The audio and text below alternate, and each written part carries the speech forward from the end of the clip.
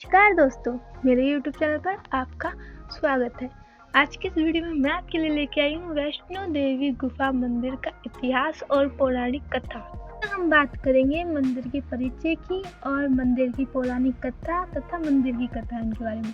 तो आइए शुरू करते हैं। क्या आप सभी जानते हैं वैष्णो देवी का विश्व प्रसिद्ध और प्राचीन मंदिर भारतीय राज्य जम्मू और कश्मीर के जम्मू क्षेत्र में कटरा नगर के समीप की पहाड़ी पर स्थित है। इन पहाड़ियों को त्रिकुटा पहाड़ी कहते हैं। पर लगभग 5200 फीट की ऊंचाई पर स्थित है माता रानी का मंदिर। यह भारत में तिरुमला वेंकटेश्वर मंदिर के बाद दूसरा सर्वाधिक देखे जाने वाला धार्मिक तीर्थ स्थल है।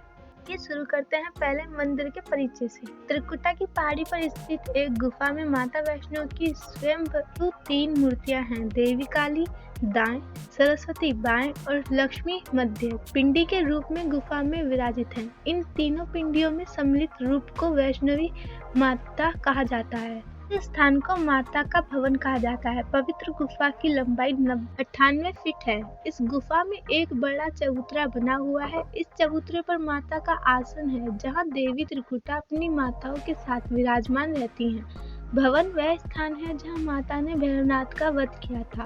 प्राचीन गुफा के समक्ष भैरव का शरीर मौजूद है और उसका सिर उड़कर 3 किलोमीटर दूर भैरव घाटी में चला गया था और शरीर यहाँ पर रह गया। जिस स्थान पर सिर गिरा, आज उस स्थान को भैरवनाथ के मंदिर के नाम से जाना जाता है।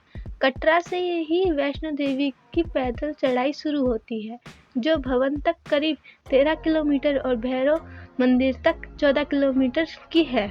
अब आती है मंदिर की पौराणिक कथा। मंदिर के संबंध में कई तरह की कथाएं प्रचलित हैं। एक बार त्रिकुटा की पहाड़ी पर एक सुंदर कन्या को देखकर भैरवनाथ उससे पकड़ने के लिए दौड़े। तब वह कन्या वायु रूप में बदलकर त्रिकुटा पर्वत की ओर उड़ चली। भैरवनाथ भी उनके पीछे भागे। माना जाता है कि तभी मां की रक्षा के लिए वहां पवन पुत्र हनुमान पहुंच गए।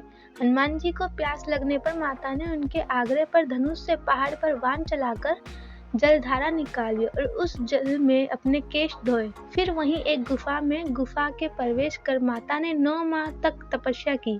हनुमान जी ने पहरा दिया। भैरवनाथ वहां आ धमके और इस दौरान एक साधु ने भैरवनाथ से कहा कि तू जिसे एक कन्या समझ रहा है वह आदि शक्ति जगदम्बा है, इसलिए उस महाशक्ति का पीछा छोड़ दे। भैरवनाथ ने साधु की बात नहीं मानी। तब माता गुफा की दूसरी ओर से मार्ग बनाकर बाहर निकल गईं। यह गुफा आज भी आदि कुमारी या गर्भजूम के नाम से प्रसिद्ध है। अर्धकुमारी के पहले माता की चरण पादुका भी है। यह वह स्थान है जहां माता ने भागते भागते मुड़कर भैरवनाथ को देखा था। अंत में गुफा से बाहर निकलकर कन्या ने देवी का रूप धारण किया और भैरवनाथ वापस जाने का आग्रह कर फिर से गुफा में चली गई, लेकिन भैरवनाथ नहीं माना और गुफा में प्रवेश करने लगा। यह देखकर माता की गुफा कर पहरा दे रहे हनुमान जी ने उसे युद्ध के लिए ललकारा और दोनों का युद्ध हुआ। युद्ध का कोई अंत नहीं देखकर माता वैष्णवी ने महाकाली का रूप लेकर भैरवनाथ का वध कर दिया। चाहता है कि अपने वध के बाद भैरवनाथ को अपनी भूल का पश्चाताप हुआ और उसने मां से क्षमा दान की भीख मांगी।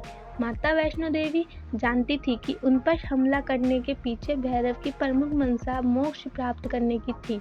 तब उन्होंने न केवल भैरव को पुनर्जन्म के चक्र से मुक्ति प्रदान की, बल्कि उसे वरदान देते हुए कहा कि मेरे दर्शन तब तक पूरे नहीं माने जाएंगे जब तक कोई भक्त मेरे बाद तुम्हारे दर्शन नहीं करेगा। मंदिर की एक और कथा। उपरोक्त कथा को वैष्णो देवी के भक्त श्रीधर से जोड़कर भी देखा जाता है।